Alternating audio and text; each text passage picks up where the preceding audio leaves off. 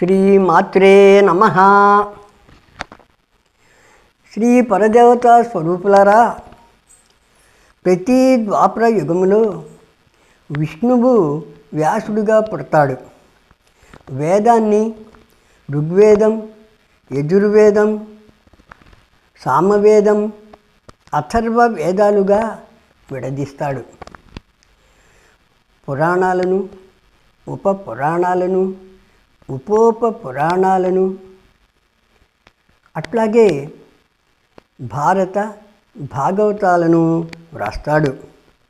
వేదాలలోని జ్ఞానాన్ని, భారతీయ సనాతన ధర్మాన్ని సాధారణ జనులకు అందుబాటులో ఉంచుతాడు. అచతుర్వదనో బ్రహ్మ ద్విబాహురపరో హరిః అఫాలలోచన శంభు భగవాన్ బాదరాయణః. వ్యాసమహర్షి 4 ముఖాలు లేనివాడైనను బ్రహ్మదేవునిగా, 2 చేతులున్నప్పటికీ హరిగా, నుదుట నేత్రము లేనప్పటికీ శివుడిగా, లోకంలో బాదరాయణ మహర్షిగా ప్రసిద్ధి పొందాడు.